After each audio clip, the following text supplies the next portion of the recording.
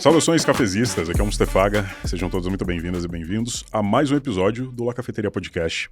Um episódio muito especial, assim como todos, porque eu só trago pessoas especiais. E hoje, em específico, uma convidada que eu acho que... eu acho não, tenho certeza que aborda assuntos que são muito pertinentes para os dias de hoje. E por isso que eu a convidei, porque eu acho que temos muitas coisas legais para falar sobre saúde mental, sobre a vida, por que não? Né? Sobre várias coisas. Mas antes, temos que lembrar do nosso Apoia-se, apoia.se/lacafeteria, pelo preço de um cafezinho por mês. Eu não sei onde você mora, mas com certeza um cafezinho deve ser o nosso apoio mais básico que tem lá, que já ajuda a manter o canal, já ajuda a manter o podcast, as lives e tudo que a gente produz aqui no La Cafeteria. Você participa de sorteios de livros, de quadrinho, você participa das rodas de leitura, é demais. Você está financiando o seu entretenimento. Então dá uma olhada lá, vê se cabe no seu bolso, vê se cabe no seu coração, na sua alma, naquela vontade de você consumir os conteúdos que eu produzo. E principalmente vê se cabe no bolso. Não quero também que ninguém fique passando mal, desesperado. Mas dá uma olhada lá. Tem uns perks muito legais. E também, antes que meu querido sócio me mate, porque eu costumo esquecer, mas ultimamente eu não tenho esquecido, né, Henrique? Boa. É da 8bits, falar da produtora, onde nós gravamos lá a cafeteria. Uma produtora aqui em Brasília, se você é de Brasília. Se você não é de Brasília, tem muita gente de fora de Brasília que está produzindo aqui com a gente. Se você também tem vontade de produzir o seu podcast completo, assim, com estúdios diferentes, com cenografia, com vinhetas, enfim, da forma que o seu coração e a sua vontade quer fazer, vem pra cá, dá uma olhada aí no link da descrição e conheça também a 8bits. Beleza? Bom, hoje eu tô aqui com Fernanda Angelini, psicóloga, iniciou sua trajetória profissional na psicologia forense, depois de 8 meses abriu seu próprio consultório e hoje também é produtora de conteúdo. E aí, Fernanda? Muito feliz de estar aqui, muito prazer de ter sido convidada e eu tô pronta para esse papo que a gente vai ter hoje. Maravilha. Psicologia forense é muito específico. É bem nichado, né? Tipo, por que psicologia forense? Quando eu comecei, eu tava no finalzinho da minha faculdade e eu tinha uma professora que era psicóloga forense. E ela ministrava cursos, palestras de testes diagnósticos. Que esses testes diagnósticos todos você faz quando você vai fazer uma perícia forense. E ela tinha o próprio consultório dela, ela tinha toda a estrutura, já estava bem orientada na área. E eu fui aluna dela, fiz os cursos, atendi junto com ela, peguei casos no MP. E na época que eu estava me formando, era esse direcionamento que eu pensava em ir. Que era onde eu tinha feito estágio, conseguido experiência, feito atendimento, tinha sido uma experiência muito enriquecedora. Eu gostava muito de aplicar os testes diagnósticos, mas o que aconteceu foi que a vida vai levando a gente para vários caminhos e eu acabei começando a atender numa clínica médica assim que eu me formei. E por causa que tinha um psiquiatra precisando de alguém para fazer esses testes. E ele precisava pro doutorado dele. Então ele estava meio que terceirizando essa parte, mesmo porque ele mesmo sendo psiquiatra, ele precisaria de alguém para fazer os testes específicos. E aí eu fiquei como assistente dele nessa pesquisa e, posteriormente, comecei a atender plano de saúde. Eu atendi plano de saúde por esses 8 meses. Depois dos 8 meses, eu virei para os meus pacientes do plano de saúde e falei, gente, ou vai ou racha. Eu tô indo pro particular, quem vem comigo? Entendi. E aí foi quando eu comecei a clínica particular, abri meu próprio consultório e... Aí atendi no meu próprio consultório, fiquei com ele e no ano da pandemia foi quando eu comecei a criar conteúdo de vez. E aí foi, acho que uns 2 meses depois eu explodi e virou uma coisa. Explodiu mesmo. Porra. Sim. Realmente é muito grande as suas mídias e tudo mais. Uma coisa muito, muito pontual. Psicologia forense é o que se trata em casos de algum crime que envolve uma perícia, enfim. Sim. Então você tratava as vítimas que tiveram traumas pós alguma experiência dessa? Como... Não, na verdade eu atendia o oposto. Do, tipo, não as vítimas, quem cometia os crimes. A gente chama de pessoas em conflito com a lei. Certo. Então, eu atendia as pessoas em conflito com a lei. Se eu fosse trabalhar na área, entrando dentro do... Ai, gente, esqueci o nome. Trabalhando com juiz, com advogado, perita forense, eu poderia pegar todo tipo de caso. Então, tem todo tipo de caso na área forense. Então, por exemplo, existe caso de guarda, existe caso de... que todos esses precisam você fazer uma perícia, existe caso de... quando a pessoa interdita a outra, e aí eu preciso justificar aquela interdição, precisa de um perito forense. Caso de abuso também. Caso de você... E o perito forense, ele pode ser contratado pelas duas partes. Vamos dizer que eu estou sendo acusado de um abuso. Eu posso contratar um perito forense para mostrar os meus resultados dos meus testes psicológicos, para dizer, nada nos testes mostra, evidencia que o meu cliente possa ter cometido isso versus várias outras provas. Ou eu posso ser contratado pela outra parte, e aí seria atendimento à vítima de... Essa vítima, não só ela apresenta nesses testes que realmente sofreu desses abusos, como, a depender da outra parte, essa pessoa poderia, vamos dizer assim, participar dos testes como contraprova. É todo uma questão ali com os peritos forenses, então eles podem ser contratados por ambas as partes. Mas, da minha parte, no meu estágio, que eu tive mais contato, não eram com as vítimas, eram as pessoas em conflito com a lei. Deve ser difícil. É mais fácil do que você imagina. Sério? Sim. Teve uma vez que eu fiquei pensando... Teve uma vez não, eu penso às vezes isso. Minha mãe é psicóloga.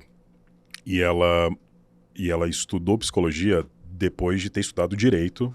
E ela foi para a área da psicologia porque para ela, assim, não foi a primeira profissão dela. Ela se formou depois de muitos anos, assim, eu acho que ela, sei lá, tinha já mais de 40 anos, ela realmente fez uma mudança de vida. E ela encontrou na psicologia o motivo dela, de viver, assim. Foi muito legal essa transição. E aí eu comecei a pensar, nossa, será que eu me daria bem nisso? Será que eu seria um bom psicólogo? Porque, eu sou muito paciente, eu sou, sei lá, eu gosto de escutar as pessoas, mesmo que eu não gosto muito de conversar, mas eu gosto muito de escutar. E aí eu pensei, isso não deve nem ser um padrão para você ser um bom psicólogo. E o que, na sua opinião, ou o que é, sei lá, talvez como um fato mesmo, uma característica de alguém que se identifica como, não, eu quero seguir essa profissão? Eu acho que é muito comum as pessoas, elas irem, vamos dizer assim, encontrarem o meu caminho, encontrarem o meu motivo de estar aqui, ajudar as pessoas, mas eu não diria que esse é um motivo... Eu diria que esse é um motivo que, com o tempo, especialmente com algumas experiências, eu diria que especialmente com a experiência clínica, é uma coisa que pode acabar te pegando muitas vezes. Eu acho que é um motivo de que muitas pessoas começam, mas conforme você vai atendendo as pessoas, você vai vendo que é um trabalho que vai e volta. Então, não tá só nas suas capacidades de poder ajudar uma pessoa. Então, muitas vezes eu diria até que entrar nesse lugar de salvador, de eu vou te ajudar, é problemático para o seu paciente. Porque todo ponto ali é você dar as ferramentas para a pessoa poder entender o contexto dela, entender o que ela precisa fazer. E eu costumo dizer para meus pacientes, eles falam assim, nossa, eu agradeço muito o seu trabalho, eu tenho no máximo 30% de crédito nesse trabalho. Porque 70% é do paciente. Porque eu poderia passar várias coisas, várias técnicas, várias ferramentas, fazer várias reflexões, e isso não significa absolutamente nada para a pessoa, ela não exercitar isso, ela não se ajudar, ela não absorver. Então, no final do dia é ela que vai para casa, sozinha, né? Exatamente, com as reflexões, com os comportamentos, é tudo ela. Então, e isso eu acho que é uma coisa importante dos psicólogos perceberem muitas vezes, porque eu já peguei muito psicólogo, assim, né? A gente tem vários colegas. Felizmente, apesar de ser uma carreira solitária, eu tenho uma rede de apoio de colegas de psicologia grande, Uhum. onde há uma culpa, assim, do tipo, nossa, eu não tô conseguindo ter o resultado. Não é uma coisa igual médico, por exemplo, onde você pode virar pra pessoa e falar assim, não, você vai passar por essa cirurgia e eu vou te curar. Tá. Não é o mesmo trabalho. Mas as pessoas muitas vezes interpretam como se fosse. De se eu falar a coisa certa no momento certo e... Claro que falar a coisa certa no momento certo ajuda, com certeza, você fazer um bom trabalho. Mas tá muito na mão do paciente poder exercitar tudo que foi falado na terapia. Então...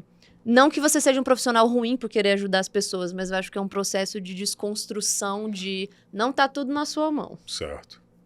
Isso, e é comum o paciente, às vezes, talvez no começo, depositar toda essa esperança da mudança de vida dele, ou do...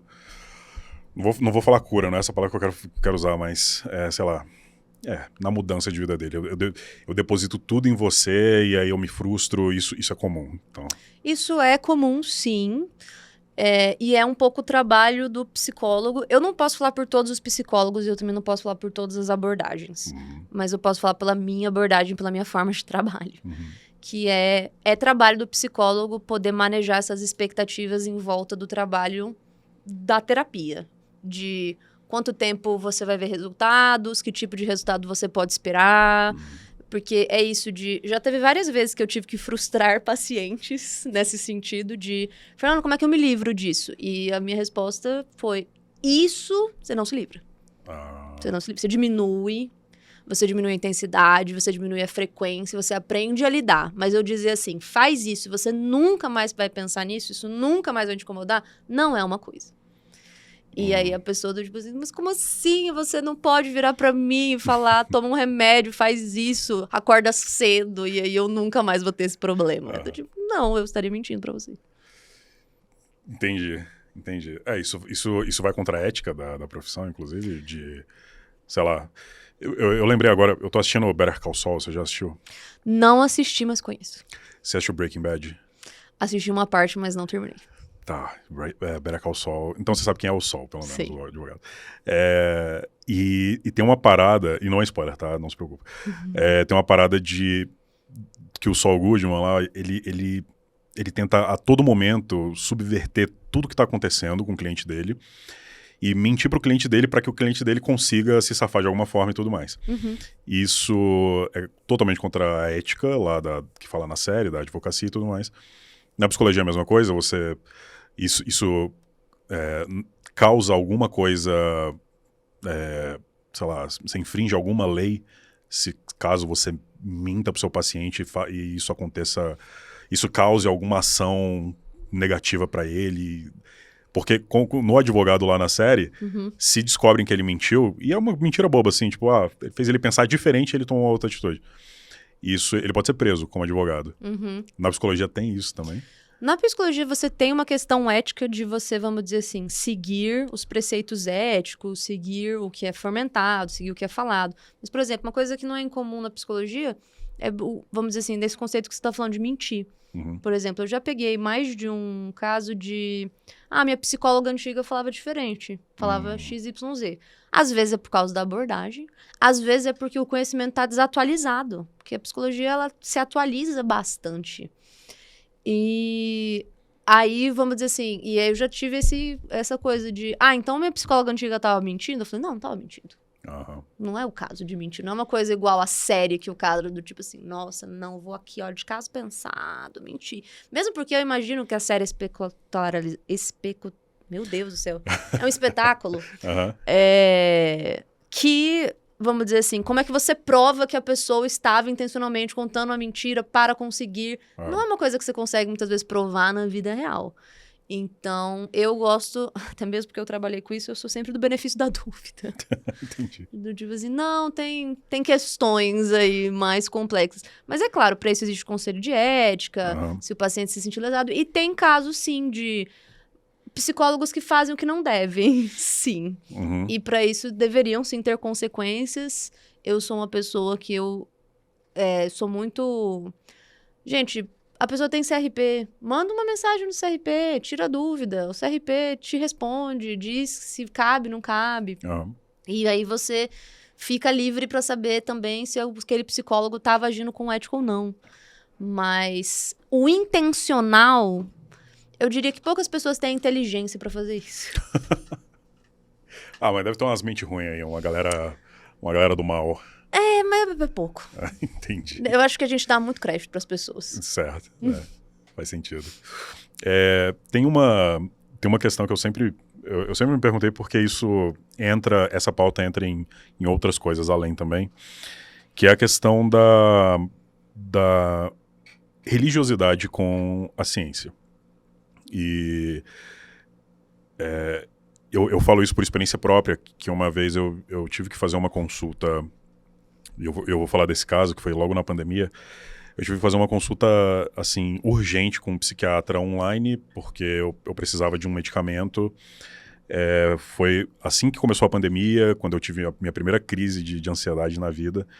Aí todo mundo assim, não, fala com fulano, ciclano, arranjou o número desse cara, era um psiquiatra, e eu precisava fazer uma consulta com ele. E assim, no meio da consulta, ele começou a viajar umas paradas, assim, mística, esotérica e tal. E isso começou a me incomodar muito, porque por eu ser ateu, assim, eu não sou chato, mas eu também não quero, tipo, isso não, eu acho que não cabe pra mim, isso que você tá falando. Sim.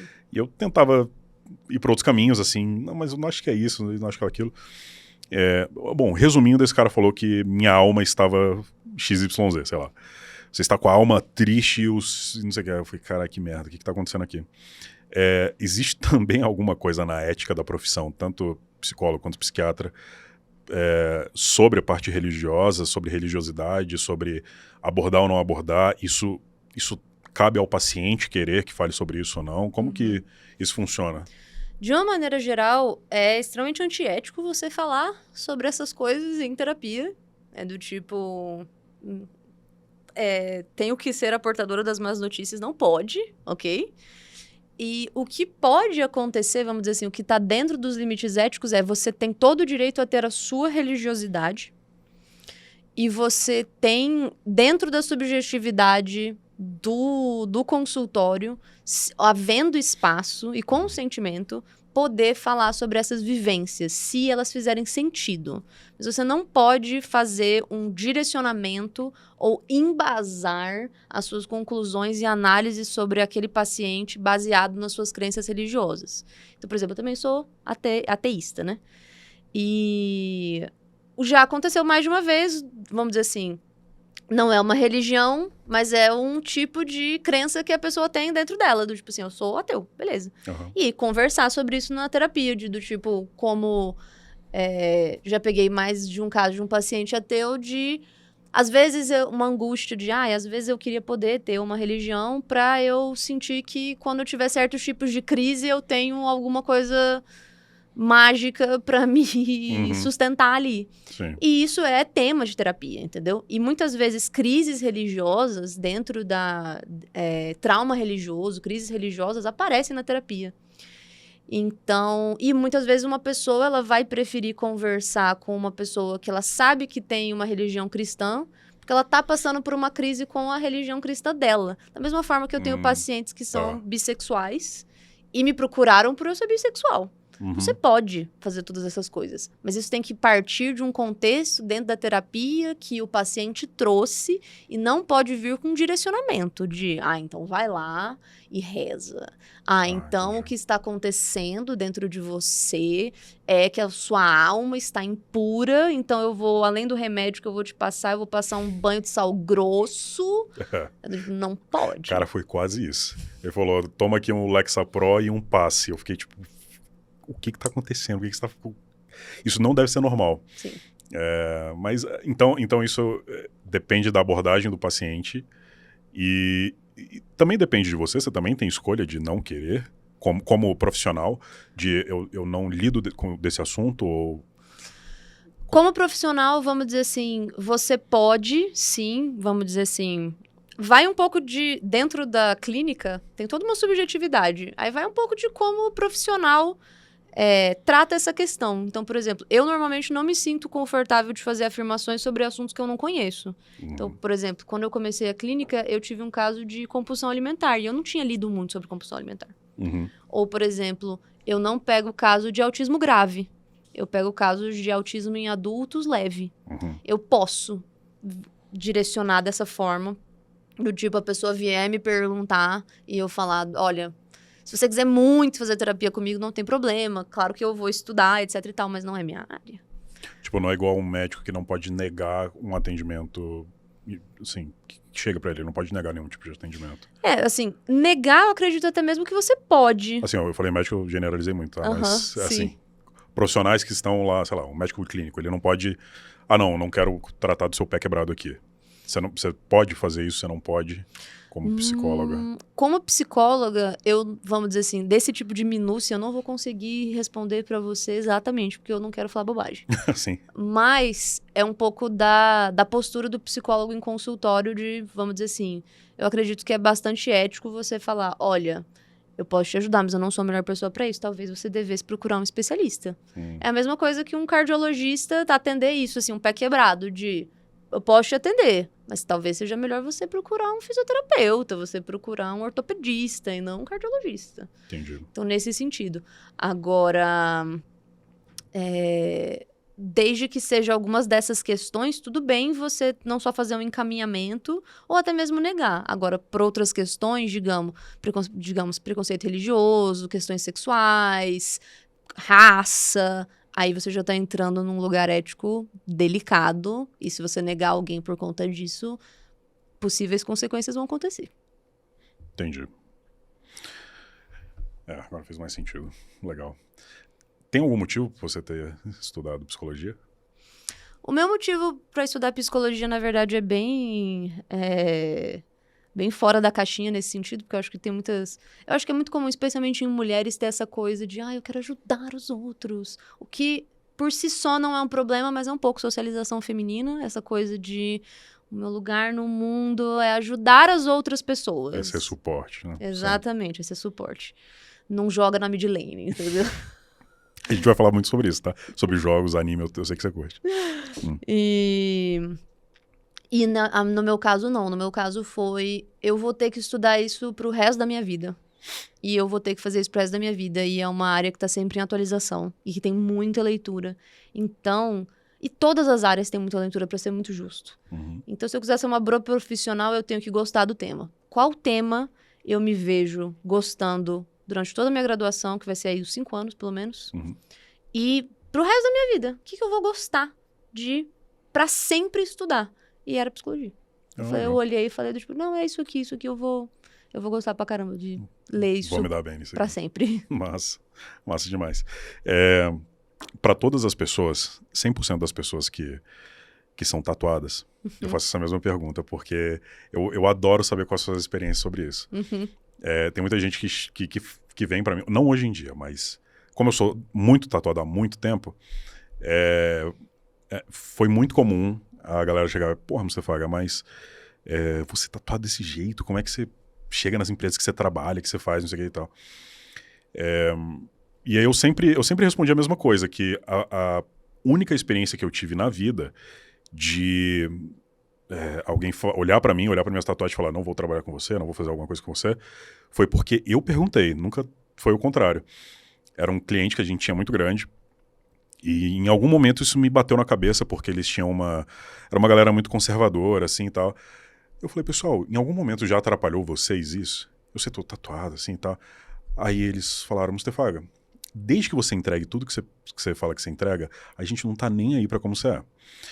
Mas eu sei que isso não é a realidade para algumas áreas. Eu sei que tem muita gente de vendas que tem muitos problemas com isso, a galera não quer ser atendida, enfim. Eu sei que é um preconceito comum. Para uma psicóloga, isso é um preconceito comum ou isso não existe? Eu não vou dizer que não existe, mas não na minha experiência. Ok. Então, é no sentido de que você não vai ajudar todo mundo, você não vai atender o mundo inteiro, você não vai atender todos os públicos, ninguém vai se sentir, o mundo inteiro não vai se sentir amparado por uma pessoa só. Então, o que acontece é que existe um público que carece de uma pessoa que tenha tatuagem na psicologia. Eu já teve vários pacientes, tipo assim, na época, até mesmo antes da internet, que fazia parte da clínica, né? Então tinha o corpo clínico, tinha foto minha, etc e tal. E mais de um paciente falou assim, eu te escolhi porque você tinha cabelo colorido. Olha. E era isso de, eu quero uma pessoa que é moderna. Uhum. Eu quero uma pessoa que não vai me julgar. Mais de uma vez, eu diria assim, até bastante vezes eu já escutei. As minhas questões eram sexuais. E eu precisava de uma pessoa que eu pudesse olhar e falar, essa pessoa não vai me julgar. Essa pessoa não vai achar engraçado o que eu tô falando. Eu não vou ter vergonha de falar isso pra essa pessoa. Entendi. Então, esse público que tá procurando alguém moderno, que tá procurando alguém tatuado, com cabelo colorido, existe. Querem ser atendidas. E até mesmo por essa questão religiosa que você falou. Hoje não é comum, especialmente na nossa geração, que é a maior parte dos meus pacientes, inclusive mais ou menos nessa idade, entre 27 a 35 anos, que não tem religião. E eu não quero correr o risco de entrar no consultório e ouvir falar sobre Deus. Como que eu garanto isso, entre aspas? Ou como que eu melhoro as minhas chances disso não acontecer? Com a psicóloga que é tatuada. Provavelmente ela não tem religião As também. chances são muito maiores. São muito maiores dela, no máximo, ser agnóstica. Certo. Então, não que não possa de pessoas tatuadas com religião, mas quando você vai pensar nas probabilidades e o que a pessoa apresenta, eu não tô apresentando uma pessoa religiosa. Eu tô apresentando uma pessoa que é o quê? A tatuagem, ela representa a quebra de expectativa, a quebra de norma, a ruptura. E o ateísmo tem muito a ver com essa ruptura cristã. Sim. Então, a pessoa está procurando isso. Quando a pessoa tem alguma questão sexual, ou de algum fetiche, ou de alguma questão de performance, me procura exatamente isso, de sexo é tabu. Mas a pessoa é toda tatuada, então ela claramente não se importa com tabu, senão ela não tinha tanta tatuagem. Então é isso que acontece. Então, assim, existe, mas pra mim, na verdade, só foi um jeito inconsciente, porque eu não fiz isso pensado, mas de selecionar minha clientela. Faz muito sentido. Faz muito sentido, porque você vira realmente uma referência sem as pessoas nem te conhecerem, né? Exatamente. Visualmente elas falam, não, essa pessoa provavelmente, essa profissional provavelmente ela não, igual você falou, ela não vai me julgar, ela não vai julgar essas causas, entendi. E o que eu posso dizer também é que, por exemplo, isso é uma coisa que os meus amigos me zoam muito, mas é muito divertido e eu gosto muito de contar essa história, que é, eu sou cabelo colorido, toda tatuada, e eu tenho mais de uma entrevista na TV Justiça, de Brasília, no canal do YouTube. Estou lá, eu linda. No lugar mais coxinha possível. No lugar mais conservador possível, onde eles não querem nem saber desse tipo de gente. Estou lá eu, dando várias entrevistas. Então, assim, no fim do dia, a sua competência também é o que vai te levar nesses lugares. Eu falo isso também pra quem tem esses medos. Eu falo, cara, assim, não com essas palavras bonitas, mas é o famoso desde que você faça, desde que você entregue, desde que você seja um bom profissional, tá tudo certo. Sim. Tem uma... Antes da gente começar a gravar, você falou, eu vou ficar com meu celular aqui porque eu sou viciado. Eu falei, cara, eu também sou viciado. E eu queria que a gente entrasse num assunto sobre redes sociais. E sobre, enfim, toda a questão que envolve as redes sociais em termos de saúde mental, eu não sei se existem estudos para isso, mas de aumento de ansiedade nas pessoas, na mudança, né, da educação. Isso eu sei, tem dados e são assustadores, da educação de crianças nos dias de hoje com acesso facilitado a diversas informações. Eu até comentei com o Chicão aqui, um convidado que eu trouxe, que eu vi um vídeo de uma criança, não era brasileira, mas ela falando, acho que a mãe perguntou, quando você quer pesquisar alguma coisa, pra onde você vai? Ela, eu vou no ChatGPT. Aí ela... Não, mas e o Google? Ela falou, não, ou eu vou no ChatGPT ou eu vou no TikTok. E é lá que eu faço a minha primeira busca. Isso pra mim, uma criança dos anos 90, eu fico tipo, quê? Como assim? Tá tudo errado. E como que você vê hoje esse excesso de informação passada nas redes sociais, principalmente TikTok, que tem ali uma dopamina quase que imediata. Como que isso tá... Qual é o resultado que isso está tendo hoje nas pessoas que chegam no seu consultório ou de casos que você conhece também? O que acontece? As redes sociais, elas têm vários tipos de consequência, elas têm vários tipos de problemas, mas eu devo dizer que eu não acho que a gente pode cometer os mesmos erros da geração passada, sabe? Porque a geração passada tinha esse mesmo papo com a nossa geração, entendeu? É papo de velho total que eu tô tendo. Exatamente, exatamente. E eu sempre dou esse disclaimer antes, mas dessa vez eu não dei, mas... Que é meio isso, assim, do tipo, por exemplo, eu hoje em dia... Dessa troca de mídias sociais, eu pesquiso hoje em dia as coisas no TikTok e não no YouTube. Porque no YouTube eu vou procurar uma receita de bolo e eu posso fazer essa receita de bolo em 8 minutos. E aí tem o quê? Olá, pessoal, tudo bem? Acesse o meu canal, se inscreve, curte, comenta, nanana. Hoje nós vamos fazer... Pipipi. No TikTok, até pouco tempo, o máximo que você podia ter, no máximo, 3 minutos. Então, você tem que me passar a receita rápido. Você tem que me passar a receita ali instantânea, entendeu? Então, pra mim, que eu quero uma informação rápido... O TikTok é uma boa ferramenta. Não é uma boa ferramenta científica. Não é uma boa ferramenta de alguma coisa extremamente técnica. Mas é uma boa ferramenta de busca, sim. Só que a gente falha em ver essas coisas porque a gente fica muito chocado com... Oh, meu Deus! Os Zoomers! Eles estão fazendo isso! E do tipo... Eu não sou usuária do ChatGPT, mas eu consigo imaginar que o ChatGPT consegue ter a mesma questão do YouTube versus TikTok. Ele consegue ser mais conciso. E vamos lembrar que o Google tá em decadência, ok? É do tipo, só tem porcaria de anúncio lá. Todos os primeiros resultados é pago. E muitas vezes ele não é tão seguro para você buscar uma informação. Então a gente também tem que entender que plataformas têm as suas próprias políticas. E que as plataformas também têm as suas próprias bandeiras. Então uma pessoa virar para mim e falar assim, eu faço as minhas buscas no TikTok, eu fico, muito bom.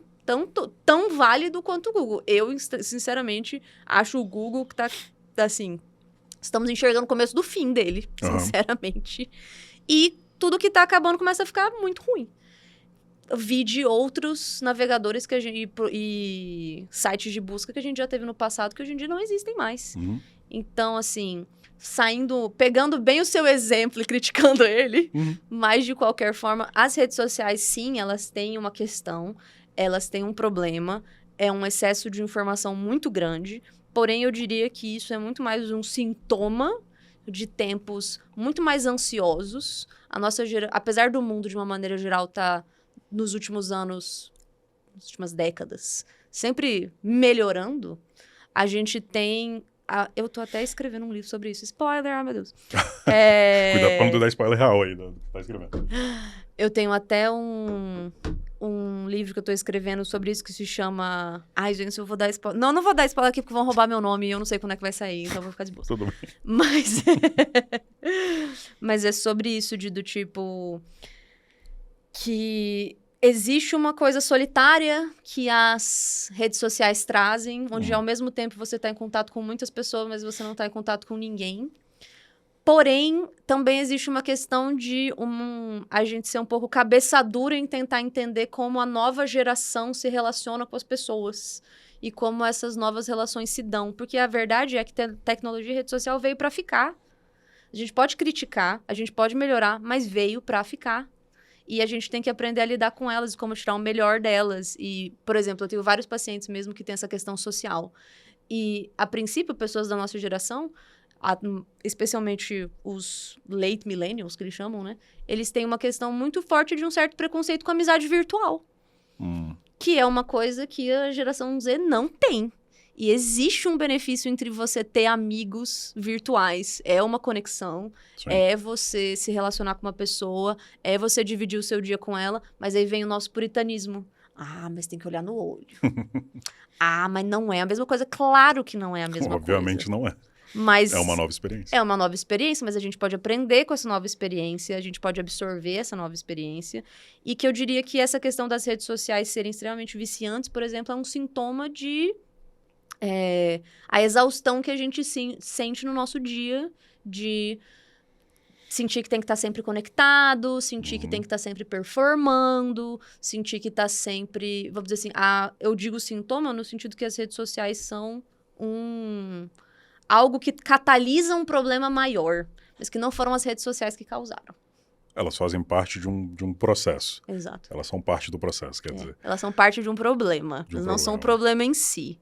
E se a gente pudesse, vamos dizer assim, regularizar a internet, se a gente pudesse conversar sobre como usar as redes sociais, o que é seguro, o que faz sentido, o que é interessante, o que a gente pode absorver, seria uma conversa muito mais interessante do que a conversa do não, procurar no TikTok é feio. Tipo, ninguém vai te dar ouvidos.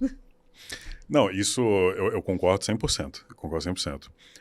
Assim, o meu espanto foi ela falar que ela procurava conteúdos da escola no TikTok. E aí minha cabeça de velho realmente vai longe. Assim, eu fico, meu Deus... Nessa hora eu viro um senhor conservador. Tá tudo errado. Mas em relação à conexão com as pessoas e... Eu acho demais. Eu acho que as redes sociais são um super ponto positivo, pelo menos pra mim foi. Eu conheci minha esposa na internet jogando Minecraft, olha que loucura. Que fofo. Há 10 anos Incrível. atrás. Então, assim, eu vejo muito valor nisso. Ao mesmo tempo, aí vejo o que você acha. Ao mesmo tempo, eu sinto que as pessoas, principalmente as crianças, talvez, ou os mais jovens, eles ampliam a rede de conexão deles, a rede de amizades, às vezes, também. Mas, ao mesmo tempo, parece que não é algo tão duradouro ou tão... não sei, íntimo ou duradouro mesmo, ou que ele vai levar para a vida, porque são amigos que estão somente nesse lugar e se eles nunca se encontrarem, ele também pode deixar de existir em algum momento. Não sei, entra na minha cabeça que, ao mesmo tempo que é maravilhoso, é muito solitário também.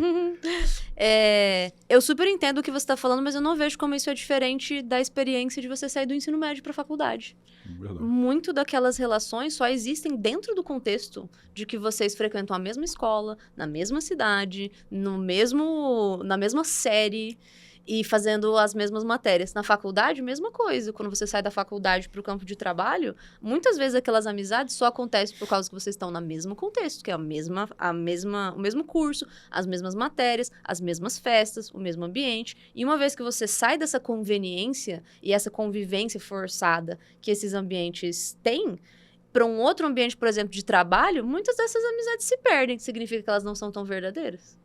Não. Verdade. Viu? Mãe, pai, sei lá. que são essas pessoas que têm esses problemas. Eu tenho dúvidas só, tô brincando. E do outro lado também, eu sou uma extrema, como é que é mesmo? Não vou dizer crítica, porque eu acho que existem muitas amizades que acontecem, que servem para vários aspectos da nossa vida, mas esse apego que a gente tem com essas amizades de muitos anos, a gente já viu várias vezes, você já deve ter vivido isso, daquele grupo que tá junto há anos, mas eles são super tóxicos entre si. São super esquisitos e é do tipo, não, mas é porque a gente é amigo há anos. Tipo, gente, essa amizade não presta, entendeu? Vocês se colocam pra baixo, vocês são uma péssima influência um pro outro. Sim. Mas é pela que a gente se conhece desde o fundamental.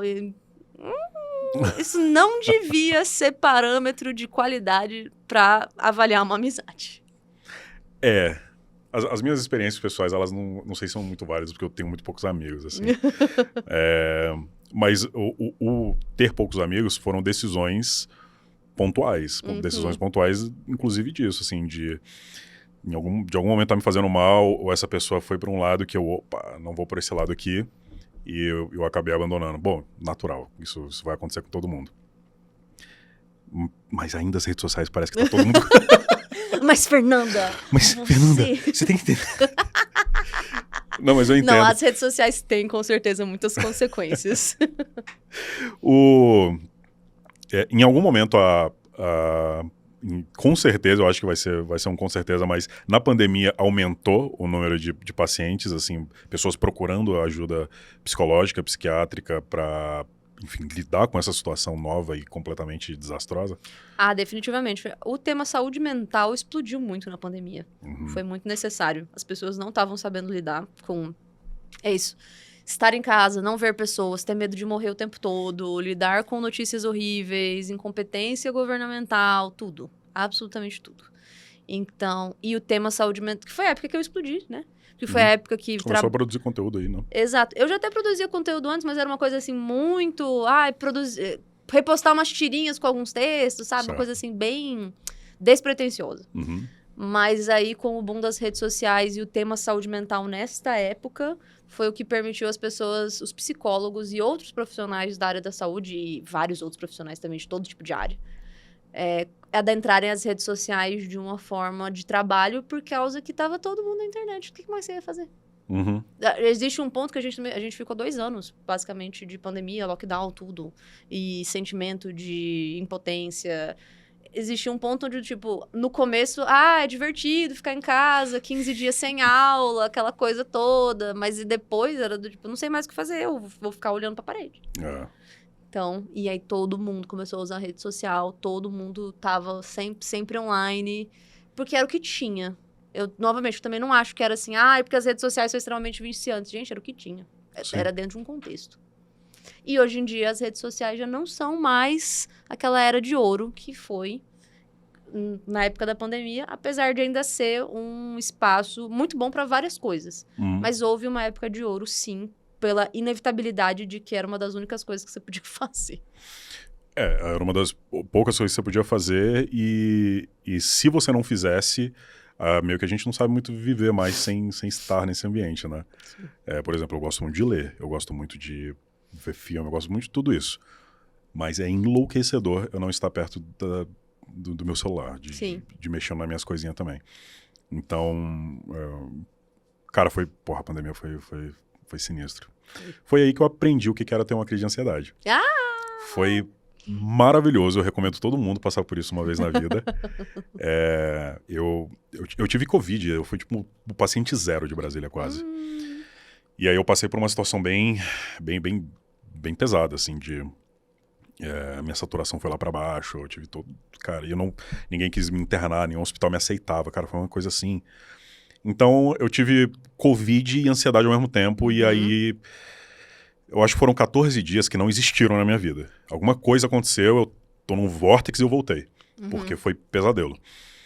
E eu sempre fui aquela pessoa de... Gente, todo mundo tem que fazer terapia, porque é legal, minha mãe é psicóloga, ela fala isso, tal. Nunca tinha feito. Nunca tinha nem prestado atenção na minha saúde mental. E esse foi o pontapé para eu começar a prestar atenção na minha saúde mental. Não só de terapia e por aí vai, mas, enfim, de como que eu tô lidando com a vida mesmo, e reflexões e por aí vai. Nesse momento de começo de pandemia, a pauta, ou tinham muitas pessoas mais ou menos como eu, do tipo, eu não faço ideia do que tá acontecendo comigo, alguém me ajuda, alguém me salva. Teve um boom desse tipo de paciente. Não, totalmente. O tema pandemia era um tema recorrente na terapia, do tipo, os números aumentaram, os números diminuíram, o governo fez tal coisa, tal política governamental, saiu vacina, não saiu vacina, os números aumentaram, os números caíram, crise de oxigênio, governo Bolsonaro fazendo merda, governo de outros lugares fazendo coisa certa... tudo, absolutamente tudo. Era um tema, assim, recorrente e do tipo... A gente, no começo, especialmente, tinha uma negação, né? Eu tive essa negação, um monte de gente teve essa negação de... Até agosto não passa. Não, gente, setembro já acabou. Eu só não estive assim porque eu assisti um cara chamado Átila e ele hoje é uma red flag pra mim. Adoro o Átila, inclusive encontrar e tal, mas ele é uma red flag, eu não vejo nada dele porque... Ele virou esse pesadelo na minha cabeça, assim. É quase que... Toca um vídeo dele, eu começo a entrar em parafuso, assim. eu tava meio descrente desde o começo. Pois é. E aí também tinha isso, do tipo, existe um lado seu que... Várias pessoas assistiram vídeos do Átila mesmo, e do tipo, não, o mundo vai acabar. Mas aí tinha aquelas pessoas em negação, tipo, não, gente, outubro, já pode sair de casa, tá de boas. E você quer acreditar nisso, entendeu? Você quer acreditar que outubro vai estar de boas. E aí foi passando o tempo e foi do tipo... E, por exemplo, pra pessoa que não tá em negação, também não é mais fácil pra ela, entendeu? Porque aí vai chegando do tipo, caraca, é isso mesmo. Mais um mês. Aquele cara tava certo. Puta que me pariu. Então... Realmente as crises de ansiedade foram super uma coisa, uma tendência. Trend de pandemia, crise de ansiedade. E ansiolítico, né? O consumo também, existe alguma pesquisa sobre o uso de medicamentos, tipo ansiolítico, antidepressivo, aumentou também no período? Muito. Muito. Tá. Isso por algum motivo causou ou vem causando algum índice maior de dependência também, de medicamento, pelo excesso pelo aumento de uso? Sim, mas não de uma maneira tão problemática, pelo menos no Brasil. Nos Estados Unidos é outra história. Nos Estados Unidos você tem a crise de opioide que acontece por lá. Não é a mesma coisa. Mas de uma maneira geral, as pessoas aqui da parte psiquiátrica, elas não... A gente tem um mau hábito muito grande, não só a gente, mas vários lugares, mas o que eu posso dizer do Brasil é que a gente tem um mau hábito muito grande de se automedicar. Então, as pessoas vão, compram um remédio, não tomam direito, param de tomar e tem uma crise, aí volta a tomar porque lembra que tinha aquele remedinho que pegou no psiquiatra. De uma maneira geral, a gente é bem responsável nessa parte.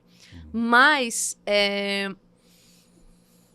houveram um aumento de, vamos dizer assim, especialmente na pandemia, de abuso de todo tipo de substância. De álcool, drogas, comida, doce. E medicação foi uma delas.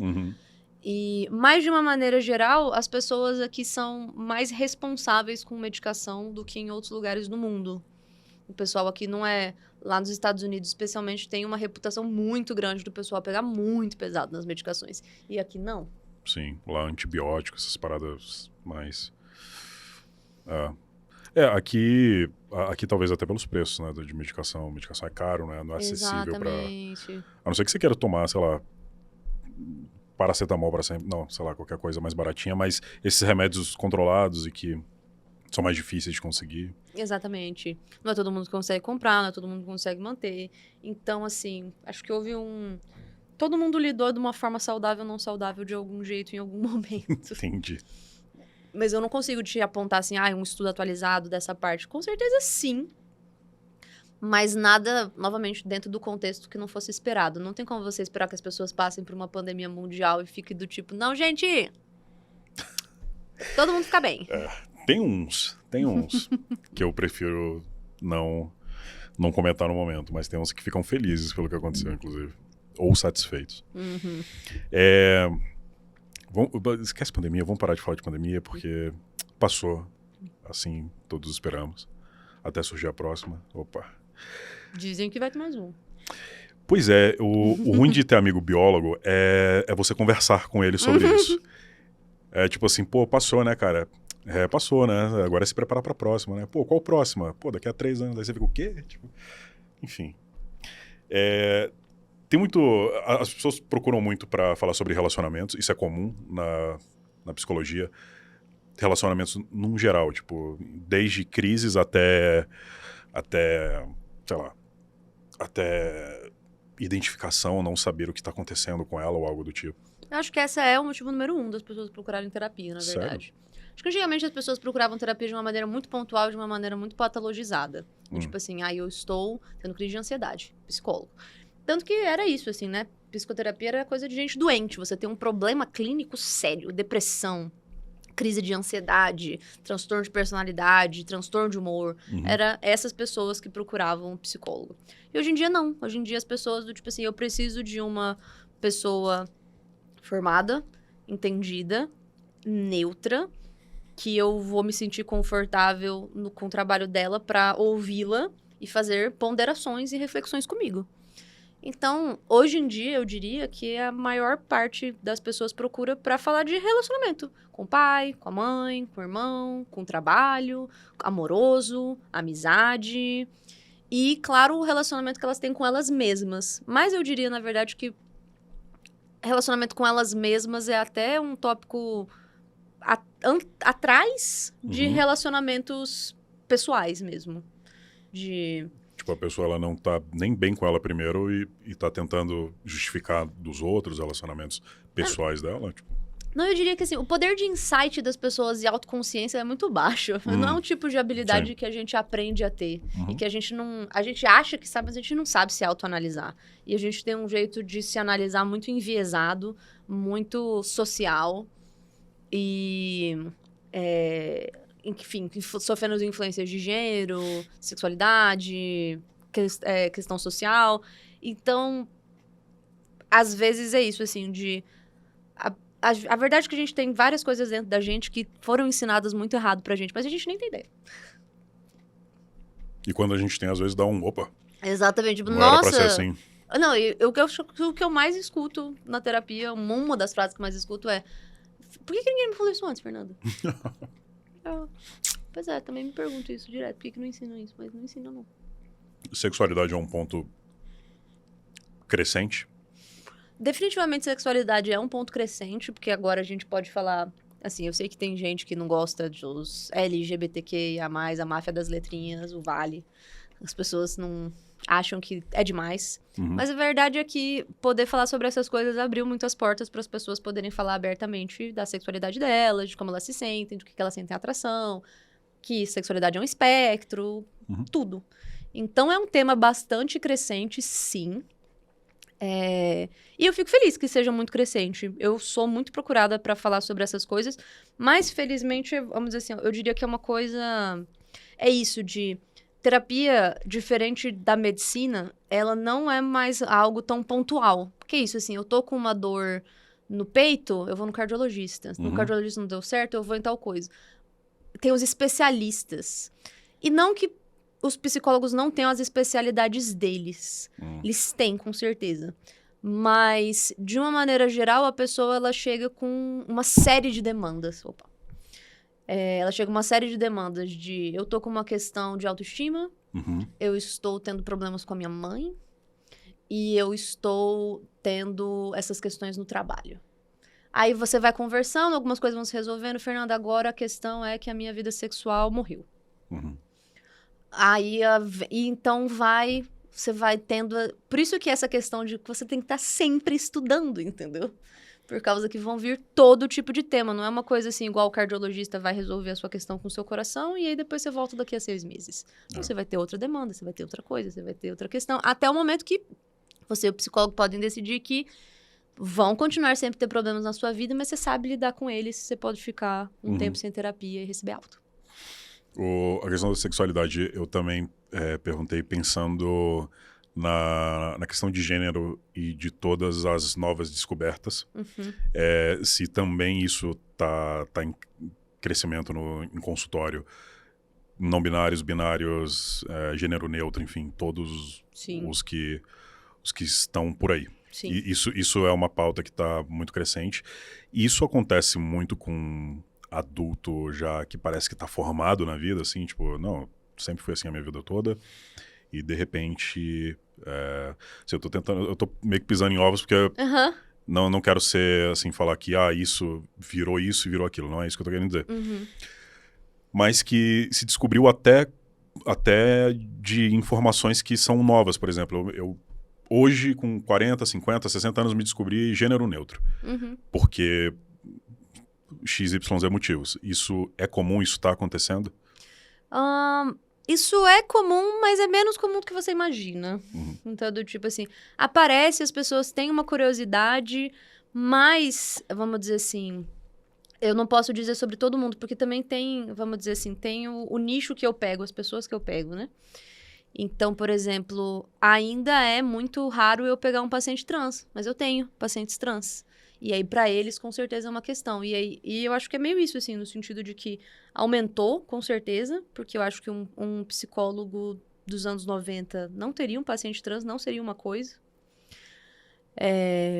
Mas hoje em dia a gente conversa sobre isso, todas as questões, todas as consequências, todos os percalços que podem ter, todas as vantagens, tudo. Mas que, de uma maneira geral, as pessoas hoje em dia, elas se sentem mais confortáveis para trazer isso em consultório, para tratar sobre isso, para conversar.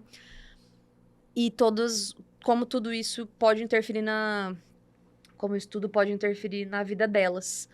Mas é isso, assim, a vida das pessoas é tão maior do que tudo, é do tipo, é tão emaranhado de coisas, que eu não vou dizer assim, eu tive um paciente que eu só falei sobre isso. Não. Agora, existe sim uma curiosidade muito grande, as pessoas querem falar sobre isso, as pessoas querem perguntar. E é isso, o psicólogo, ele tem, de uma certa forma, esse lugar de profissionalismo para poder dizer, não, eu estudei sobre isso, porque eu tenho que estudar sobre isso, porque isso apareceu no consultório. Ou até mesmo virar para você, como eu já falei várias vezes, de não, eu não li sobre isso, eu não posso afirmar, talvez você precise me dar um tempo para eu estudar, ou talvez procurar em outras fontes, eu conheço esses e esses e esses profissionais para você ir atrás. Mas, respondendo uma pergunta que muitos conservadores devem estar se fazendo agora, do tipo, teve uma epidemia de não binários. A ditadura gay chegou. A ditadura gay chegou. Não, gente. Não aconteceu, tá? Queria. Desejo. Essa é a revolução, mas não estamos nesse ponto. Mas, bom, ainda falando sobre relacionamentos e coisas relacionadas, quem procura mais um psicólogo para falar sobre a vida, falar sobre sentimentos, o homem ou a mulher? Existe essa diferenciação? Eu sou muito procurada por homens e é um comentário que sempre é feito entre o meu grupo de amigas, porque homens são muito céticos em relação à terapia e, de uma maneira geral, socializados a não acreditarem em coisas que são ditas como femininas. E terapia é coisa de mulher. E, de fato, a psicologia, como outras várias áreas, já flertou com áreas não muito bem avaliadas, digamos assim. Então, existe uma coisa de... E, além das lendas que você escuta, né? Eu não quero ir no psicólogo e ser evangelizado, eu não quero ir no psicólogo e ela falar de cristais, etc e tal, e achar que é assim. E a minha abordagem, ela é conhecida... Antigamente, as pessoas só conheciam psicanálise, basicamente. E muita gente, até hoje, só conhece psicanálise e acha que psicanálise, psicologia e psicoterapia é tudo sinônimo. Não é. Você pode explicar um pouco depois? Sim. Tá. Enfim, e aí dentro da psicologia você tem várias abordagens. Uma delas é a psicanálise e outra muito conhecida é a minha, que é cognitivo-comportamental. Tem também comportamental, tem gestalt, psicodrama, um monte. Histórico-cultural, enfim. Mas a minha se tornou um pouco mais conhecida tanto quanto psicanálise é. E, vamos dizer assim, o marketing da minha... Eu vou falar dessa forma, do marketing da minha abordagem que é uma abordagem científica. É uma abordagem pautada em estudos, é uma abordagem prática. E é assim que ela se vende. E foi nessa hora que muitos homens se sentiram à vontade para procurar psicoterapia. Porque nessa abordagem... eu não iria conversar com o cara que tem a abordagem do moço que tem tesão na mãe, sabe? Certo. Essas histórias que as pessoas escutam. Sim, de, sim. Nossa, tinha um tal de Freud lá, e ele falava de uma castração, e ele falava de um tesão na mãe, o cara era meio esquisito. É isso que as pessoas escutam. Caraca, isso é real mesmo? Sim! Cara, que doideira. Não, isso é muito real. E aí você tem do tipo, não, tem uma outra abordagem que não tem nada a ver com Freud, não tem nenhum desse papo. E esse papo não existe, não é isso. Mas é o jeito leigo do senso comum que as pessoas conhecem as coisas. E aí, com a cognitivo-comportamental e outras abordagens, os homens começaram a se sentir um pouco mais à vontade, do tipo assim, ok, não é baboseira. Tá. E passaram a procurar. Então, eu, por ter essa abordagem, tenho muitos pacientes homens. Mas as experiências das minhas outras amigas, de outras abordagens especialmente, elas é do tipo assim, de 20 pacientes, tem um homem. Eu já tive a experiência de ter 50-50. De ter 30 pacientes, 15 homens, 15 mulheres. Mas eu acredito que seja uma consequência da abordagem e dessa procura masculina de... Eu não vou estar perdendo tempo com isso, porque isso aqui tem estudos. Tá. Beleza. E, dito tudo isso, homens têm uma dificuldade muito maior dentro da terapia. Muito maior mesmo, é assim, visível de... Vocês não rendem, basicamente. É do tipo assim, se eu virar pra você, pra uma mulher e falar bem assim, o que aconteceu na sua semana? Ela pode até falar, não sei, então vamos começar pelo trabalho. Teve alguma questão no trabalho? Não, no trabalho não teve, mas teve na minha casa. E o que na sua casa? Eu discuti com a minha mãe. Porque o que aconteceu, Fernanda? Minha mãe, ela tem essa questão aqui, etc e tal. Não, ela vem de tal contexto, pipipi, popopó. E aí, neste dia, aconteceu, pipipi, popopó. Homem não. Homem é do tipo assim, teve alguma questão no seu trabalho? Teve. Sim, não. Qual questão? Com a minha chefe. O que aconteceu com a sua chefe? Ela tava estressada. Você tem que sugar mais a pessoa, então você tem que fazer com que ela fale mais, entendi. Exatamente, então você tem que... E é uma dinâmica que com o tempo você vai quebrando isso como profissional, mas no começo você se sente no interrogatório, entendeu? É do tipo assim, e tal coisa. E ela falou o quê? E aí tem que ser trabalhado com o paciente do tipo assim, me dá detalhes. Pega essa situação, me conta. E, por exemplo, uma pergunta que homens normalmente são péssimos de responder. Como é que isso tudo fez você se sentir? E aí eles do tipo assim, nossa, meus sentimentos são pauta? Como eu me sinto importa? Não sei. Mal? Bravo. Tipo, enquanto com a mulher, não, com a mulher uma desenvoltura muito maior, do tipo assim, nossa, me senti um lixo, por causa, me lembrou daquela vez, nananã, eu tenho um problema de confiança, e eu já pensei nisso muitas vezes, eu tenho aquele trauma, nananã, e rende. Me dá muito material pra análise, que homem tem mais dificuldade de prover. Entendi. Mas eles pegam um jeito com o tempo da terapia. Acho que até mesmo terapia um pouco treinar essa habilidade social vai rendendo. Mas você chega a meio que ensinar como você tem que lidar na terapia para chegar nesse ponto? Ou é algo assim, não, eu vou pelos caminhos até ele entender que é isso que eu preciso que ele me forneça de informação? Tem um processo misto de comer pelas beiradas, vai um pouco do paciente, mas de uma maneira geral, a minha forma de trabalho é bem diretiva, do tipo, eu já virei pro paciente e falei assim, você não tá me dando material nenhum? Tipo, e você tá aqui toda semana, e você tá pagando, e você chega no horário, e eu noto que você quer estar aqui, mas você não tá me dando material nenhum. Eu preciso que você me dê mais detalhes. Você quer que eu fique perguntando? Você quer que eu diga o que eu quero saber? Seria interessante você também, depois da sessão, a próxima, passar a se preparar. Vamos pegar um caderno? Vamos passar a anotar o que aconteceu? E aí tenta anotar em detalhes os acontecimentos e me traz na próxima sessão. Porque eu posso ficar te fazendo pergunta, mas aí eu vou direcionar muito pra minha visão. E muitas vezes você não teve os mesmos ensaios na mesma visão, na mesma direção.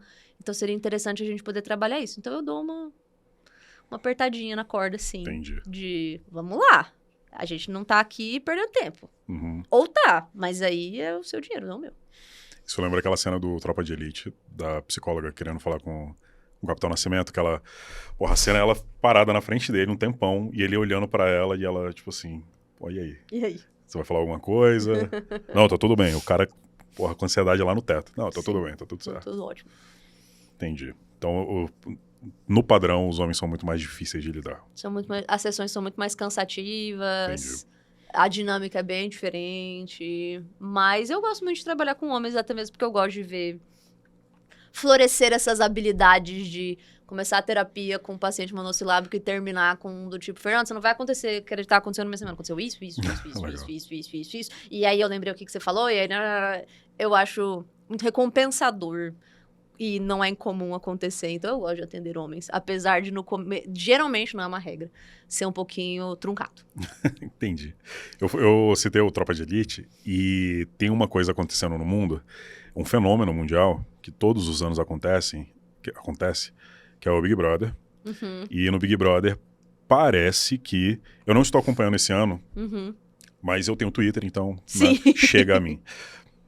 Parece que esse ano o trabalho da psicóloga aumentou em 490%.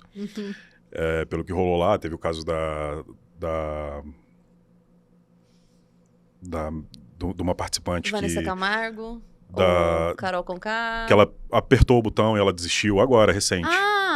Não lembro o nome dela. Então, teve essa participante que ela parecia realmente que ela estava completamente meio fora um pouquinho ali, né? Fora da caixinha. E a todo momento eu fico vendo no Twitter, e direto psicóloga está no Trending Topics no Twitter. Tem alguma análise, se você já fez essa análise, ou tem alguém que já fez, a análise do que acontece com os participantes do Big Brother? Ou por que chega nesse ponto, igual chegou nessa menina, ou de outros participantes também, de realmente parecer que... Até parece um personagem, de verdade, do tanto que mexe com eles.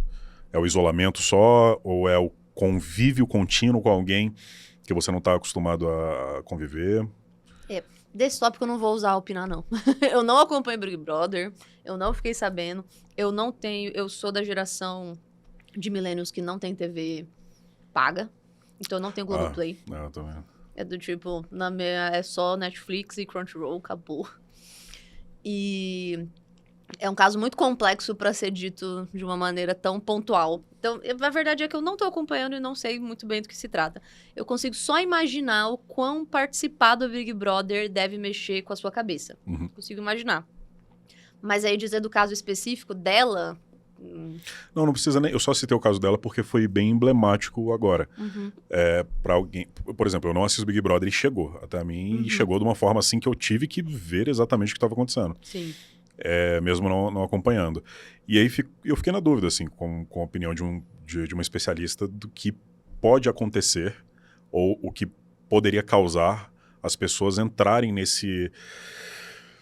Às vezes é numa agressividade muito extrema ou... Sei lá, se isso faz parte igual desses experimentos, tipo... Aquele experimento da cadeia, de botar a galera junta e tal. Se isso tem algum estudo que poderia explicar o porquê que o Big Brother causa isso nas pessoas. Não tem como, por causa que o Big Brother não tem uma fórmula muito clara. Eles nunca se colocaram dentro de um estudo clínico ou de um caso. Ele é roteirizado ao mesmo tempo que não é. Uhum. Ele tem as próprias questões, tem as questões culturais, de gênero, enfim, muito. Eu realmente, assim, vou dizer pra você que eu não gosto de opinar sobre esse assunto e eu julgo um pouquinho o profissional que opina, assim, do tipo... Certo. Com muita veemência de, é isso, gente, é isso, do tipo...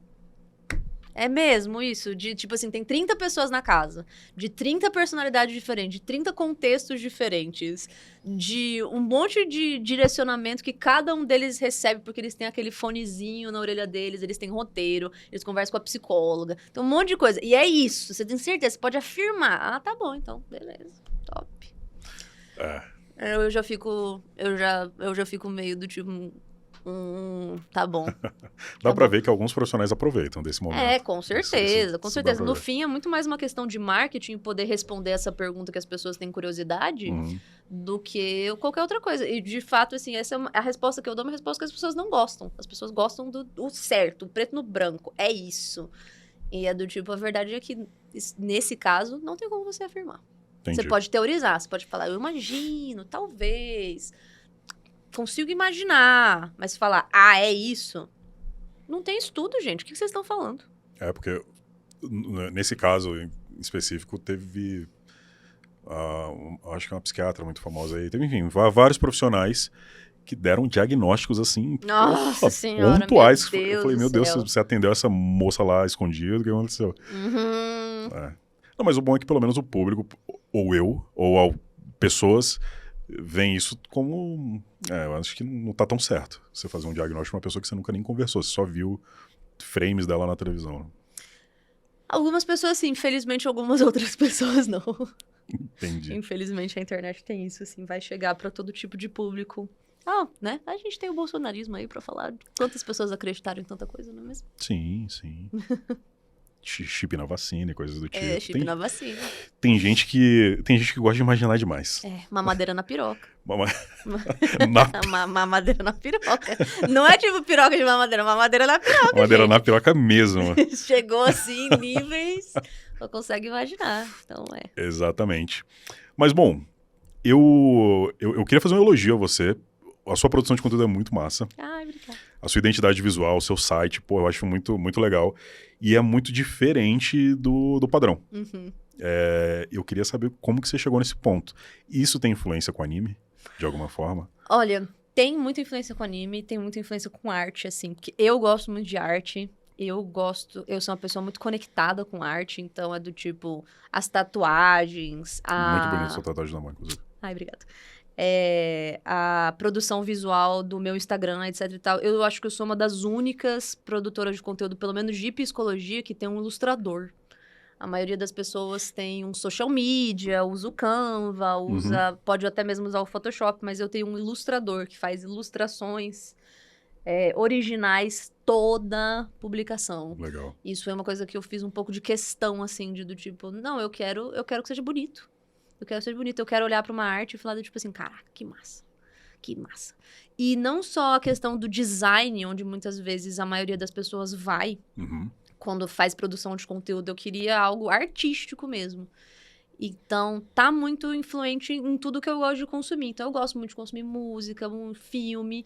E, ultimamente, nos últimos anos, eu tenho sido uma consumidora fortíssima, como eu gosto de dizer, uma otaku fedidíssima de produção de anime, porque, de fato, os temas e as artes que anime adquiriu nos últimos anos é muito interessante, é muito incrível, é muito bom. De um jeito que muitas vezes os filmes não estão dando isso pra gente, porque filme tem que lucrar muito, filme tem que...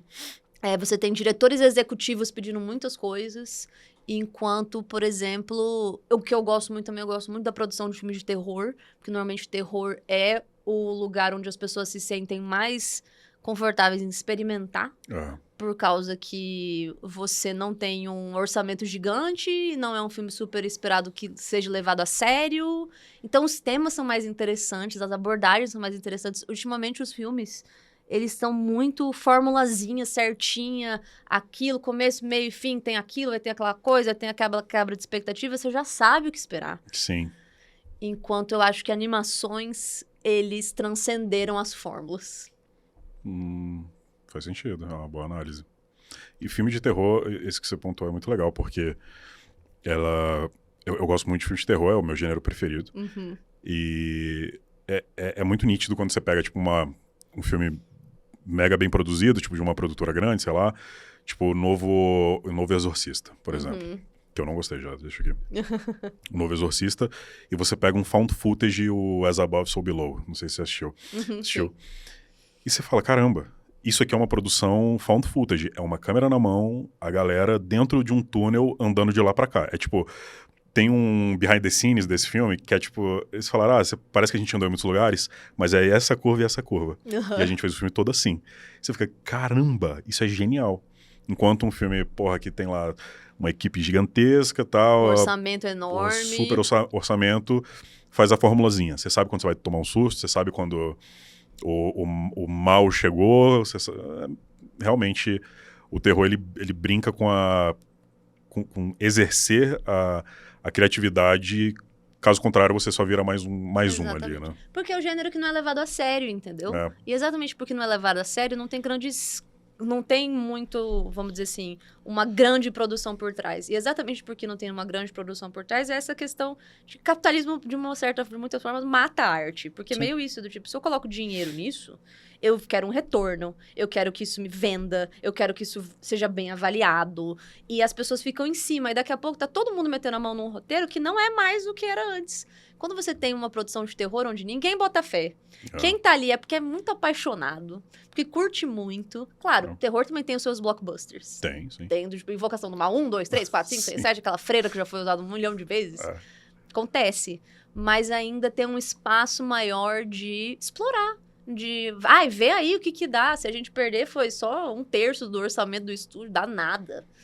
E ainda tem a chance da gente explodir, vai que. Então, eu acho muito mais interessante. E animes, especialmente, assim, na pandemia, os ilustradores, eles afloraram a arte, assim. O que foi produzido artisticamente dentro de animes, eu fico triste que não é todo mundo que curte. E, de fato, assim, o Japão, que é o maior produtor de animes, ele tem umas coisas esquisitas. Tem. Ele tem uns problemas. Então, quando alguém fala, tipo, nossa, você assiste, eu não fico nem chateada, eu fico do tipo... Eu entendo. Essa eu deixo passar. Eu deixo passar, não tem problema. Tipo, porque tem umas coisas meio estranhas. Eu não sou pessoa que fica... Não, eu fico, tem umas coisas tem essa meio parte, estranhas. essa parte acontece mesmo. E você tem que... Existe um ponto que existe certos animes que você tem que ter meio que um filtro, entendeu? Tipo, senão você não curte a parada. Sim. Eu já fui no Japão. Eu fui em 2012 cobrir a Tokyo Game Show. Eventaço lindo, maravilhoso. E a gente chegou num... Eu não lembro agora qual era o nome do local. Era tipo perto da universidade de Todai. Era tipo um prédiozão, assim, cada andar tinha uma parada. E aí tinha o último andar. E aí o pessoal falava, só não vai no último andar. Ah, gente, só não vai no último andar. O brasileiro, né? Como assim? Falei, nem que eu suba dessa escada que eu vou. A gente chega no último andar, era a parte de rentar e coisas do tipo. E assim, você vê só os que eles chamam de... Eu não sei se é sweet guy, sei lá, alguma coisa assim. Que é só a galera que sai do trabalho. Lotado. Inclusive, esse Virtual Boy eu comprei lá. E o último andar lotado. E você fica... Eita, tipo, que esquisito. E super normal, o negócio rolando Sim. lá. É o Salaryman. Salaryman, obrigado. É isso mesmo. E a gente viu gente comprando calcinha em máquina de negócio e tal. Então, assim, o Japão realmente... Calcinha usada. O Japão tem uma parada mesmo. É interessante. Galera lá é... um problema. Mas legal que sua produção de conteúdo tem essa característica. Você assistiu um filme... É um filme recente de terror chamado Esquina Marink? Não assisti. Depois procura, eu acho que você vai gostar. Porque ele é uma experiência um pouco meio diferente, assim, tipo... Lida com medo de escuro. E é uma produção mega caseira, um negócio bem trash, assim. Só que eu lembro de estar assistindo, eu e minha esposa, a gente... Teve uma hora que a gente parou, a gente... Porra, Atenção. Tá esquisito, assim, o negócio. E é disso, é da simplicidade se transformando em algo extraordinário, assim. Sim. Muito massa. E no geral, como é que a galera tá de saúde mental? Indo. Eu não sei se indo é muito bom, muito ruim. Tá todo mundo fazendo o melhor. Basicamente. Certo. Tá todo mundo fazendo o melhor. Tá todo mundo fazendo o que consegue. A verdade é que nos últimos tempos o que tem acontecido é que as pessoas têm desistido muito, né? No sentido de... É isso também, novamente, a questão das redes sociais acaba sendo um sintoma e não um problema de... Eu quero me alienar, entendeu? Porque eu vejo noticiário, o mundo vai acabar, aquecimento global, político fazendo merda, ninguém se importando com a gente, enchente, fome, miséria. E o ser humano tem uma questão de dar mais atenção, até mesmo como o mecanismo cerebral funciona, mecanismo de defesa para sobrevivência, de dar mais atenção para eventos trágicos e negativos. E por isso as pessoas acabam ficando muito na memória isso. De, eu tô existindo do jeito que dá, eu tô tentando viver do jeito que dá, eu tô tentando pagar minhas contas do jeito que dá, eu tô tentando me divertir do jeito que dá.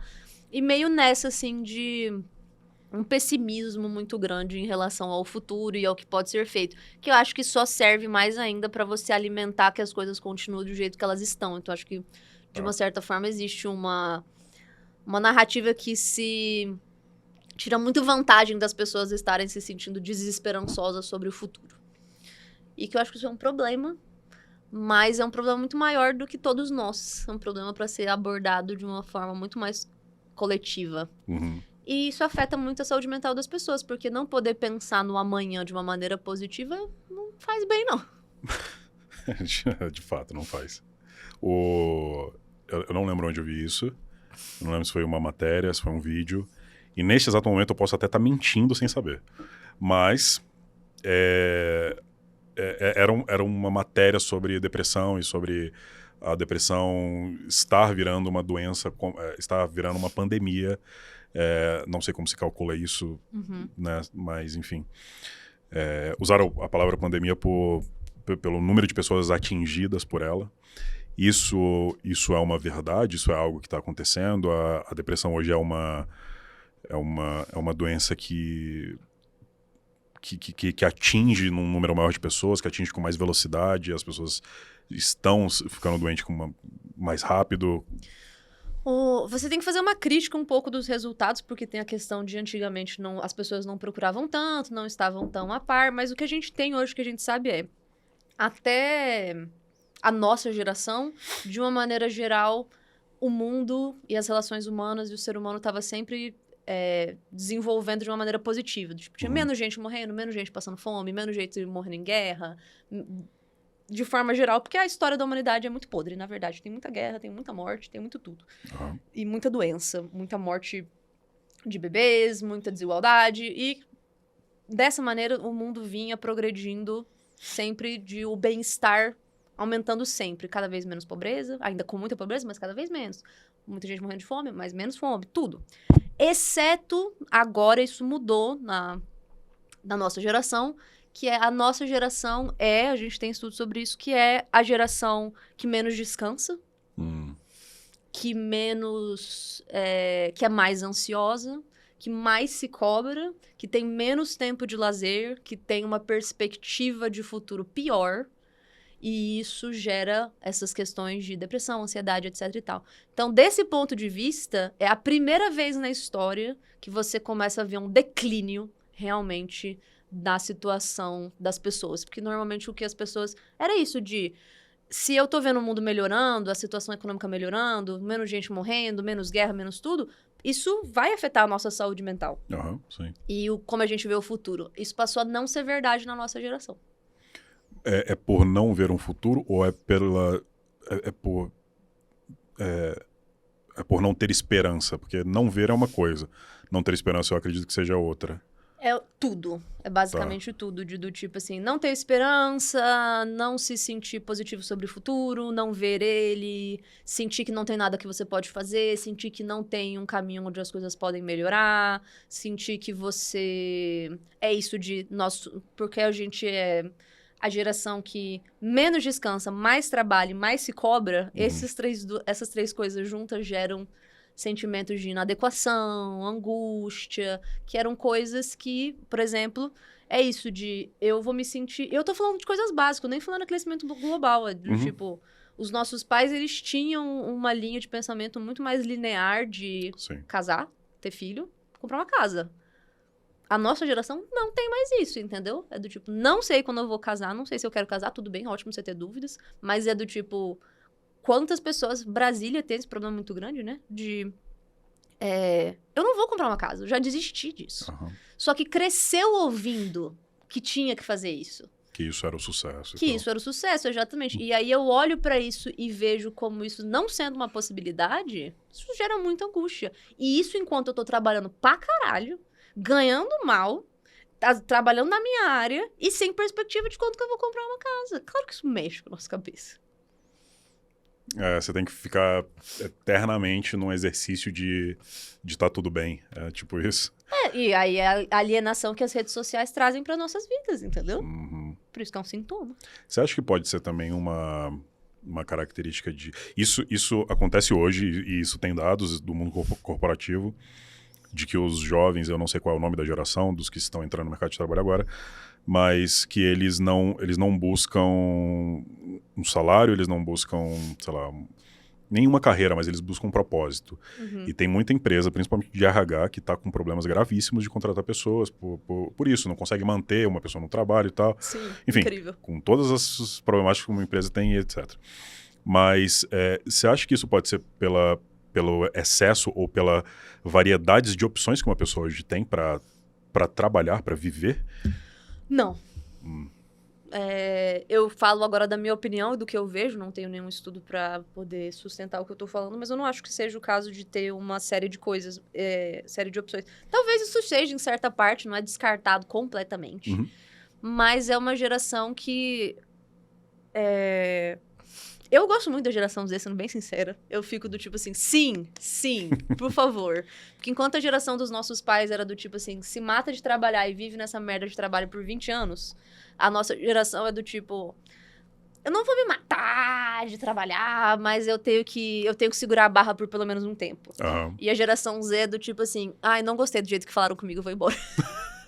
E eu fico assim, sim, por favor, incríveis. E aí vem os donos de empresa ricaços, milionários, tipo, meu Deus, eles não estão aceitando que eu trate eles mal. E eles do tipo, sim, eu não vou aceitar que vocês me tratem mal. E eu fico, yes, por favor. Enquanto a minha geração é do tipo, você tem que adquirir uma pele grossa. Você tem que adquirir resistência. E a geração Z é do tipo assim, caguei pra essa resistência. Se você não falar comigo me dando um beijinho na minha testa, eu não vou fazer o que você quer. Sim. E eu acho isso lindo, sendo bem sincera. Eu acho que é uma mudança de paradigma e toda geração tem essa questão de desafiar a geração anterior. Então, eu acho, na verdade, isso ótimo. Eu não acho que isso se dá pela variedade de opções. por N coisas. Tem uma certa, vamos dizer assim, um certo niilismo na geração Z, de uma certa forma, de uma coisa meio assim... a gente vai morrer de qualquer jeito, eu vou gastar meu tempo com isso? Sim. O que é justo, por causa que mesmo se o mundo não tivesse uma merda, todo mundo vai morrer uma hora. Assim, isso não é uma mentira. Pelo menos não é uma mentira. É isso aí mesmo.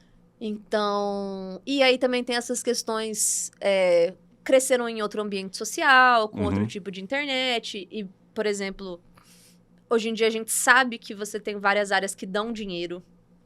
E você também tem uma... Não é com todos, mas pelo menos eu vejo isso de vez em quando. É uma mudança de paradigma de... Eu posso viver com pouco e não ter um trabalho que eu odeio. É do tipo, eu estou ok em... Por exemplo, a nossa geração, assim como a geração dos nossos pais, é uma coisa muito de status. Você tem que ter dinheiro, você tem que ter carro, Sim. você tem que ter uma casa. A geração Z já não tem tanto isso, entendeu? É meio do tipo assim, não, mas se eu não estiver feliz, eu estou ok em ter só dinheiro pra fazer o básico. E eu acho isso, novamente, lindo.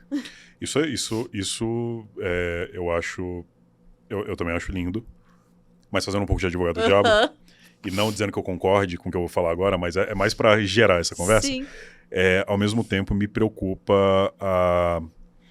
Aí tem muita palavra que eu não gosto de usar, mas é o que vem. Tipo, a fragilidade. Eu não gosto de usar a palavra. Mas isso me preocupa um pouco a fragilidade que isso pode causar nas pessoas pelo mundo que elas vivem.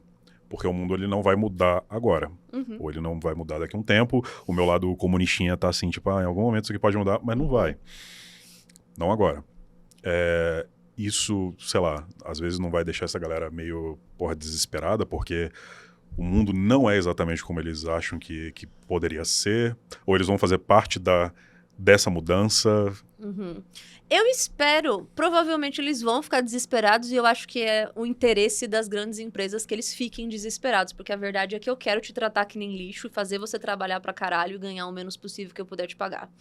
E, de fato, você tem, hoje em dia, várias notícias que tem várias empresas fazendo isso ativamente, gerando desemprego para causar um mal-estar, para diminuir salário. Nos Estados Unidos virou um problemaço recentemente, inclusive. Exatamente. Se a geração Z vai ser forte o suficiente para peitar isso e falar, pau no cu de vocês, eu não vou trabalhar mesmo assim, não sei te dizer. Eu gosto de acreditar que uma parte sim, mas provavelmente uma parte também não.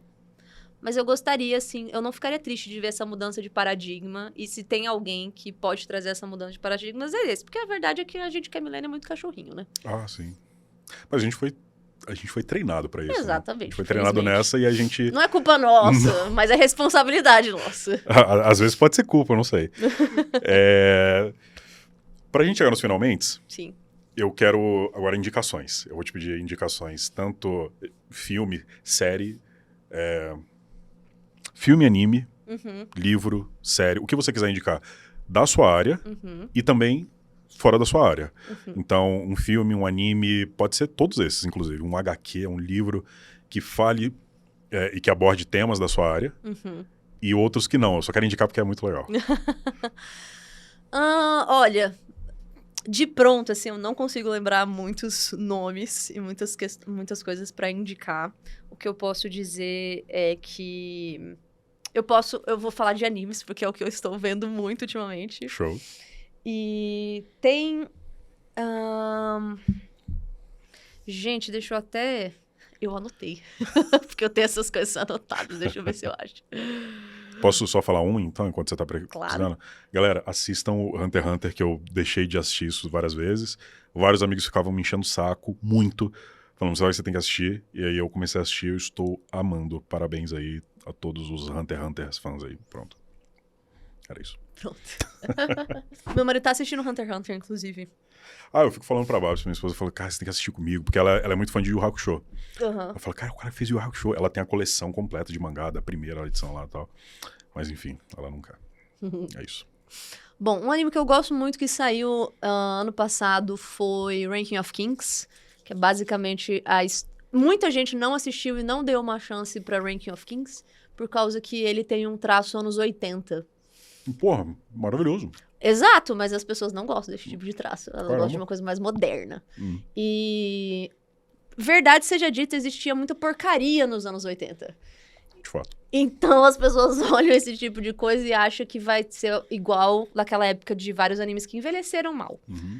Não é o caso, Ranking of Kings é maravilhoso. Você tem um protagonista e ele é absolutamente incrível. E é uma...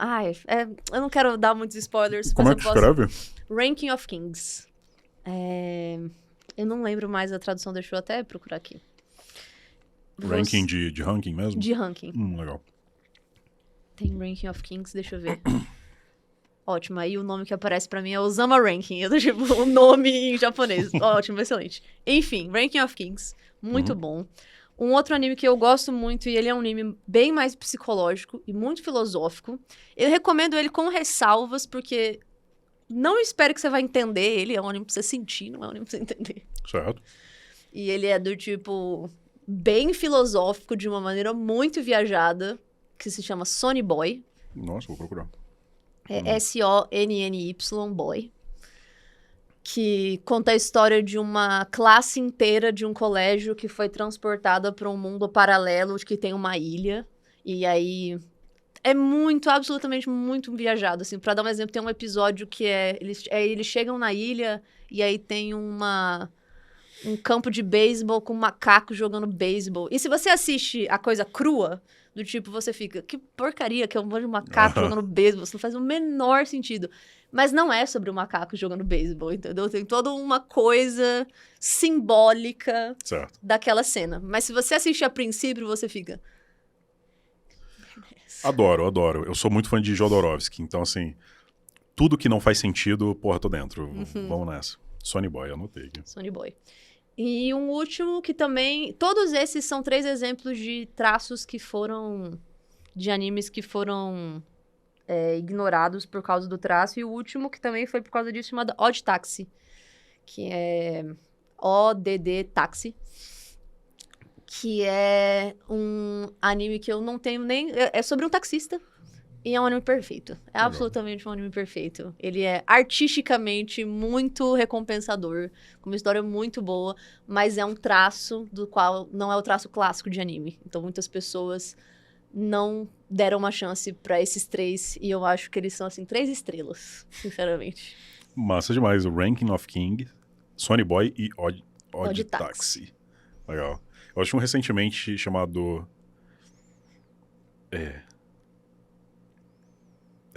eu acho que é Dororedoro. Dororedoro. Caraca, que demais. Sim. No Netflix. Sim. Fica aí minha indicação também, então. Bom, chegamos no final. Agora, eu deixo sempre um espaço para o final para o convidado falar alguma coisa, deixar uma mensagem final. Talvez uma mensagem de paz, de alegria para as pessoas. Mas, enfim, é o seu tempo. E antes eu já queria te agradecer por ter vindo bater esse papo. De verdade, eu queria muito conversar com você. Eu queria muito te trazer aqui para bater esse papo. E foi muito legal. E eu espero que você volte mais vezes, em outros momentos. Mas agora o microfone é seu, a câmera é sua. Fica à vontade. Ai, gente. Fico sempre sem jeito. Primeiro, obrigado por terem me convidado. Gostei muito de ter sido convidada. Obrigada por você, por ser um apresentador tão atencioso. E, gente, o meu Instagram, pra quem não conhece, é @angeline.pc com i. Eu tenho uma outra rede social que é Feangeline, mas, por favor, não me sigam lá se você tá esperando um conteúdo de psicologia, porque eu só posto porcaria. Eu só posto coisa de otaku fedida. Tem um monte de gente que me segue lá esperando mais conteúdo de psicologia e eu não posto conteúdo de psicologia lá. Eu só posto sobre isso de arte e anime, é uma parte muito grande da minha vida. Eu faço cosplay também, como hobby. E eu posto lá, e é sobre isso, e é quase uma outra pessoa que existe nesse mundo paralelo. Não é a Fernanda psicóloga, é a Fernanda otaku fedida. Então, quem quiser me seguir lá, pode seguir. Quem não quiser também, não vou ficar chateada, porque é realmente, assim, outro público. Mas, quem sabe no futuro, com a 8 Bits, a gente possa ter uma parceria de podcasts para trazer mais conteúdos legais pra galera, que eu tô bem animado para produzir. Vamos. Bom, você assinou um contrato aqui, tá gravado, então. Muito obrigado. Obrigada a você.